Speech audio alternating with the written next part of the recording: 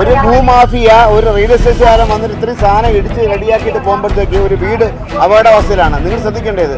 എൻ്റെ അമ്മ ഞാൻ ഈ ഇത്രയും വർക്കലയിൽ നിന്ന് മഴ നനഞ്ഞ് ഓടി വന്നത് ഈ അമ്മയുടെ കരച്ചിൽ കേട്ടിട്ട് ഞാൻ ഓടി വന്നു. എത്രയോ പേര് വോട്ടാകുമ്പോഴത്തേക്ക് ആരെല്ലാം വരുന്നു പറയുന്നത് ചോദിക്കാൻ ആരെങ്കിലും ഉണ്ടോ മെമ്പറെ? ഒരു മനുഷ്യനെങ്കിലും ഉണ്ടോ ഇവിടെ ചോദിക്കാനാ പറയാനാ? കാര്യം പറയുന്ന സമയത്ത് കല്ലടിച്ച് പൊട്ടിക്കും നമ്മളെ ആക്രമിക്കുക അങ്ങനെയൊക്കെയുള്ള സംസാരമാണ് അവരുടെ സംസാരിക്കുന്നത്.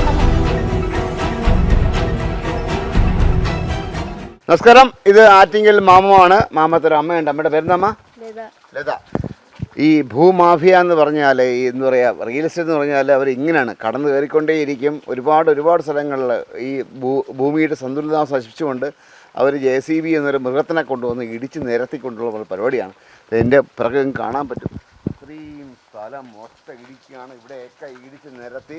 ഇതൊക്കെ എന്തിൻ്റെ അടിസ്ഥാനത്തിലാണെന്ന് മനസ്സിലാകുന്നില്ല. ആരാണ് അനുമതി കൊടുക്കുന്നത് മനസ്സിലാകുന്നില്ല. ഇവിടെ മാത്രമല്ല, ഒരുപാട് ഞാനും കൂടെ നേരിടുന്ന വിഷയങ്ങളൊക്കെയാണ് ഇതൊക്കെ. കാരണം ഇത്രയും ഭൂമിയൊക്കെ ഇടിച്ച് നിരത്തിയിട്ട് ഇപ്പോൾ ഈ അമ്മയുടെയൊക്കെ വിഷയത്തിൽ അമ്മയുടെ വീടൊക്കെ ഇടിഞ്ഞ് താഴെ പോറായി.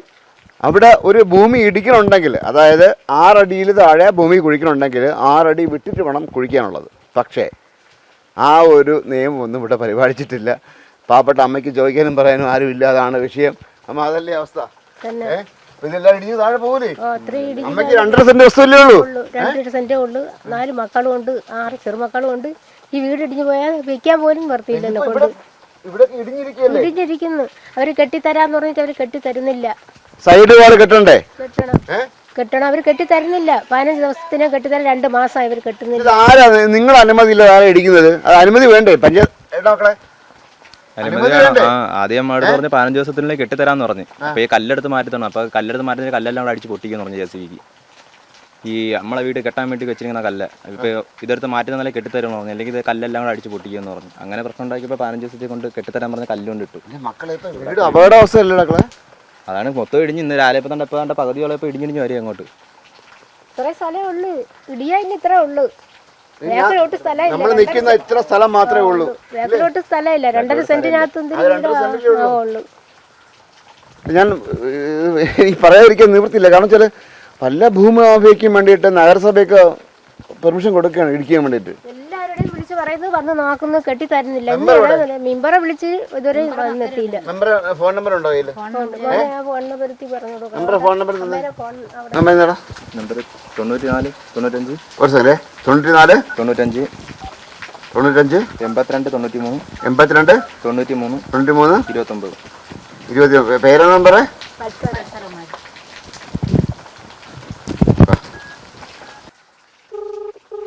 അമ്മയുടെ പേര്?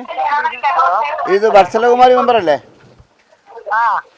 ഞാനേ വിസ്മയ ന്യൂസിന്റെ റിപ്പോർട്ടറാണേ, ശ്രീത്ത് മാരാർ. വിസ്മയ ന്യൂസിന്റെ റിപ്പോർട്ടറാണ് ശ്രീത്ത് മാരാർ. ഞാനിപ്പോ മാമത്താണ് നിൽക്കുന്നത്. ഒരു അമ്മ വിളിച്ചിട്ടാണ് ഞാൻ വന്നേ. അമ്മയുടെ പേര് ലത. നിങ്ങളിത് ആരാണ് ഇത്രയും അധികാരം കൊടുത്തത്? ഇത്രയും ഭൂമി ഇടിക്കാനായിട്ട് അവരെ വീട് പിടിച്ച് താഴെ പോകുമല്ലോ. അവർ 2.5 സെന്റ് വസ്തുവല്ലേ ഉള്ളൂ.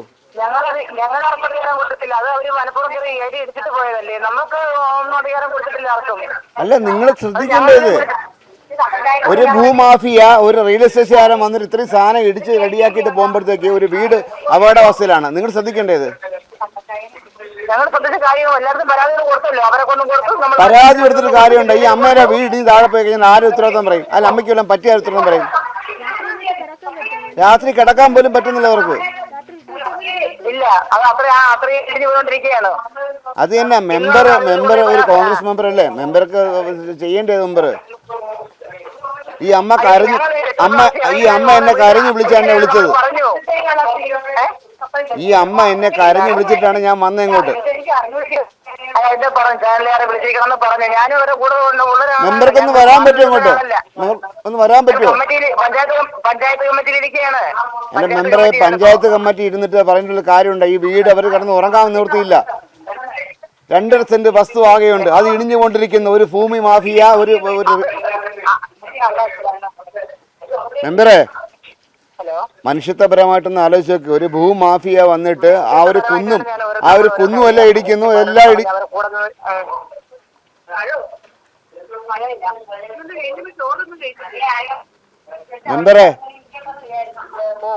മെമ്പറെ ഒരു ഭൂമാഫിയ അവർ റെയിൽവേ സ്റ്റേഷൻ വന്നിട്ട് ഇതിനെ മൊത്തം ഇടിച്ചു മാറ്റുന്നു, കുന്നിടിക്കുന്നു. എന്നിട്ട് മെമ്പർക്ക് അത് ഒന്നും പറയാനില്ലേ മെമ്പറെ? മെമ്പർക്ക് ഒരുപാട് കാര്യങ്ങൾ പറയാനുണ്ട്. ഞാൻ അവരോടൊപ്പം നിൽക്കുന്ന ഒരാളാണ്. എല്ലാത്തിനും ഞാൻ അവരോട് പോകണം. അവരോട് ഞാനും പ്രശ്നം കൊണ്ടുവന്ന താലൂക്കില് തഹസിൽദാർക്ക് പരാതി കൊണ്ട് കൊടുത്തിട്ടുണ്ടവരെ. മെമ്പറെ ഞാൻ ചോദിക്കട്ടെ, ഒരു ദിവസം രാത്രി ഇതെല്ലാം കൂടെ ഇടിഞ്ഞ് താഴെ പോയി കഴിഞ്ഞാൽ ആരുണ്ടാവും? ഇവർക്ക് വല്ല ബന്ധ ആരുണ്ടാവും? മെമ്പറെ ഇതെന്താ, ഞാൻ അഡ്വാൻസ് ആയിട്ട് വാർത്ത ചെയ്യാണ്. നാളെ ഇവർക്കൊന്നും പറ്റിയ മെമ്പർ ഉത്തരവാദിത്തം പറയേണ്ടി വരും. നാളെ ഇവർക്ക് വല്ലതും സംഭവിച്ചു കഴിഞ്ഞാൽ മെമ്പർ ആയിരിക്കാൻ ഉത്തരവാദിത്തം. ഞാനത് മുൻകൂട്ടി പറഞ്ഞ് ചെയ്യാണ് വാർത്ത. അവരെ സംബന്ധിച്ചില്ലേ അത് ആ വീട് നിങ്ങളെ വിളിച്ചല്ലേ അത് സംബന്ധിച്ച് മെമ്പർക്കാണ് ഉത്തരവാദിത്തം. ആണോ? ദാദാ അവരെന്റെ കൂടെ ഉണ്ട്. പറഞ്ഞോ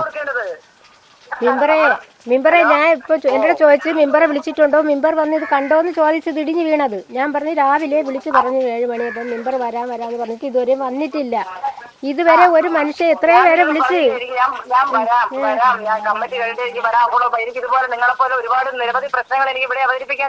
മിമ്പറെ ഇത് വന്ന് നോക്കിയിട്ട് മിമ്പർ ഒന്ന് സംസാരിക്കണ്ടേ? മിമ്പർ വന്ന് നോക്കിയിട്ടൊന്ന് പറയേ. എത്രയോ പേര് വോട്ടാകുമ്പോഴത്തേക്ക് ആരെല്ലാം വരുന്നു പിറകെന്ന് ചോദിക്കാൻ ആരെങ്കിലും ഉണ്ടോ മെമ്പറെ? ഒരു മനുഷ്യനെങ്കിലും ഉണ്ടോ ഇവിടെ ചോദിക്കാനാ പറയാനാ? അപ്പൊ നമ്മള് പാവങ്ങളായതിനെ കൊണ്ടാ മെമ്പറെ? ഒരു മനുഷ്യനില്ല, ഒരു മനുഷ്യൻ ചോദിക്കാൻ.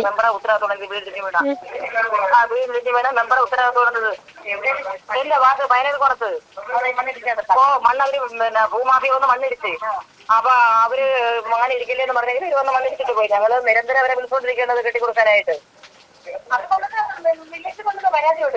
ഇനി കൊടുക്കാൻ ഒരു സ്ഥലമല്ല, എല്ലായിടത്തും കൊടുക്കാൻ ഇനി ഒരു സ്ഥലമില്ല, എല്ലായിടത്തും കൊടുത്ത് എന്നും വന്ന് പറയും കെട്ടിത്തരാന്ന്. നമ്മള് പാവങ്ങളായതിനെ കൊണ്ടാ.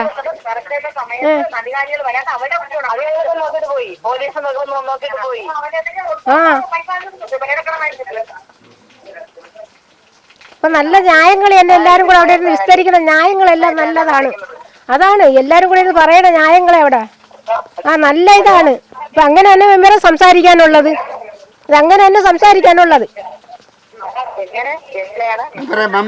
മെമ്പറെ ഞാനൊരു കാര്യം പറയട്ടെ മെമ്പറെ. ഒന്നാമത് ഈ പെരും മഴയത്ത് ഞാനിവിടെ വന്നത് ഈ അമ്മയുടെ കരച്ചിലുണ്ടാണ്. ഞാൻ വരുന്നത് വർക്കലയിൽ നിന്നാണ് വരുന്നത്. അത്രയും മഴയത്ത് ഞാൻ നനഞ്ഞിരുന്ന് പറഞ്ഞിട്ടുണ്ടെങ്കിൽ എനിക്ക് മെമ്പറെ പറഞ്ഞേക്ക്, എനിക്ക് എവരുമായിട്ട് യാതൊരു ഉത്തരവാദിത്വമില്ല. കാരണം വെച്ചാൽ ഞാനൊരു ബാധ്യ പ്രശ്നം മാത്രമാണ്. ഇവിടുന്ന് വോട്ട് വാങ്ങിച്ച് ജയിച്ചത് മെമ്പറാണ് അവരുടെ കാര്യം നോക്കാനുള്ളത്. ഞാൻ വരുന്നു.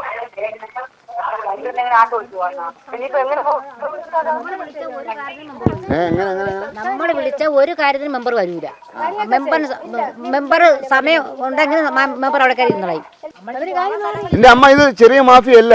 ഇതിപ്പോ ഞാനും കൂടി സഹിക്കുന്ന ഒരുപാട് കാര്യങ്ങളുണ്ട്. ഇപ്പൊ ഞാനത് വാർത്ത ചെയ്യാതിരിക്കുന്നത് എനിക്ക് കെട്ടിത്തരാന്ന് പറഞ്ഞിട്ട് ഞാൻ വാർത്ത ചെയ്യാതിരിക്കുന്നത്. അല്ലെങ്കിൽ ഞാൻ വാർത്ത ചെയ്തതിന് എന്റെ വീട്ടിലും ഇതേപോലെ വിഷയമുണ്ട്. അപ്പൊ എനിക്കത് കെട്ടിത്തരാന്നൊരു ഉറപ്പ് ഇന്ന് രാവിലെ ഉറപ്പ് പറഞ്ഞിട്ടുണ്ട്. അതുകൊണ്ടാണ് ഞാൻ ആ വാർത്ത ചെയ്യാത്തത്. ഞാൻ ചെയ്ത കഴിഞ്ഞാൽ പിന്നെ അത് സീനാവും. അത് മാത്രമല്ല ഇവർക്കിപ്പോ ആൾപ്പന്ത നമുക്ക് മൂന്നിനും ഭർത്താവില്ല.